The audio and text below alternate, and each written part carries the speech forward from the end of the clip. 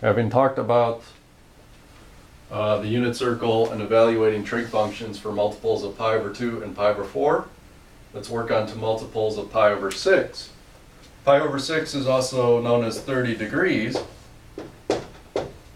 So when we fill out our circle for multiples of pi over 6, we're going to think in terms of a 30, 60, 90 triangle.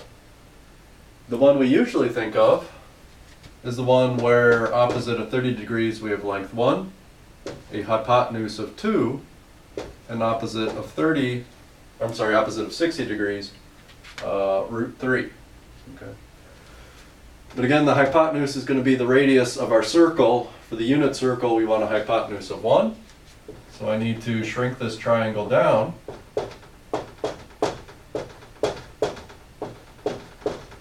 To go from a hypotenuse of 2 to a hypotenuse of 1, I need to divide by 2. So to keep this triangle similar, everybody will be divided by 2. Okay. And this is the triangle that we'll use to help us figure out these rotations, these multiples of pi over 6 on the unit circle.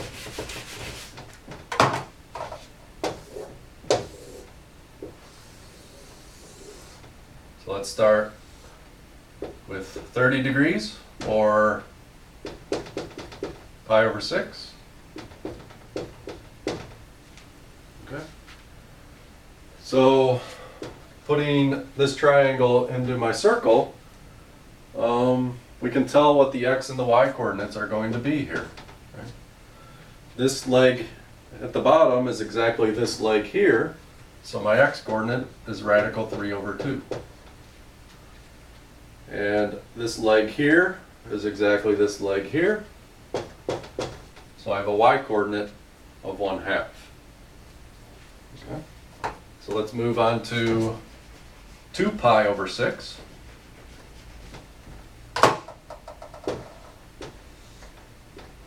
Of course, 2 pi over 6 we'll just call pi over 3. And now I get a copy of this triangle, but it's been kind of turned around so that 60 is at the bottom and 30 degrees is up top. Okay. So this leg here is actually that leg.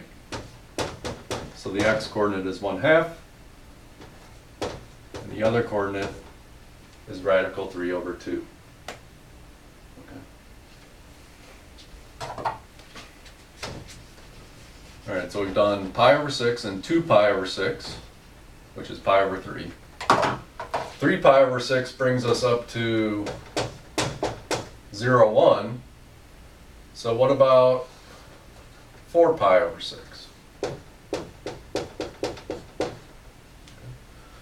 Well, if we rotate 4 pi over 6, then this reference angle here is pi over 3, or 60 degrees, right?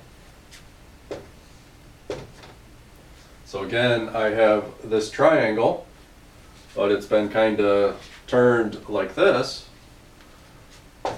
So the length of this leg here is 1/2, but it's going to be the x coordinate, and x is in the negative direction here. So my x coordinate is negative 1/2, and the height,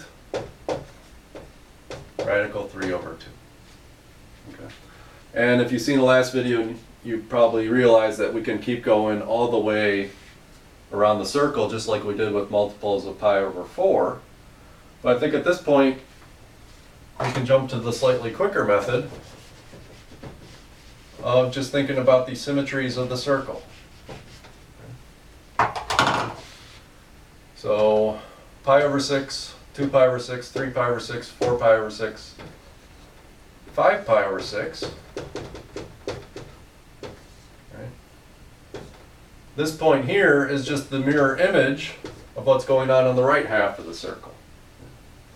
So here, I'm just going to change the x coordinate to a negative radical 3 over 2, and the y coordinate 1/2, right? So this left is a mirror of the right, okay? And we can do the same thing with the bottom of our circle, right? The bottom for the multiples of pi over 6 is just going to be a mirror image of what's going up on top. So let's see here, 6 pi over 6. So for 7 pi over 6, we're going to have negative radical 3 over 2. And now this y coordinate is negative 1/2. 8 pi over 6, which is 4 pi over 3. Now I'm taking this point and I'm looking at its mirror image in quadrant 3. So negative 1/2, negative radical 3 over 2. And we'll do the same thing in quadrant 4. The mirror image of this point down here is 1/2, negative radical 3 over 2. And last but not least, radical 3 over 2, negative 1/2. And these rotations commonly thought of, let's see here, 7 pi over 6, 8 pi over 6, 9 pi over 6, 10 pi over 6, which is 5 pi over 3, and 11 pi over 6. Okay. So in the unit circle,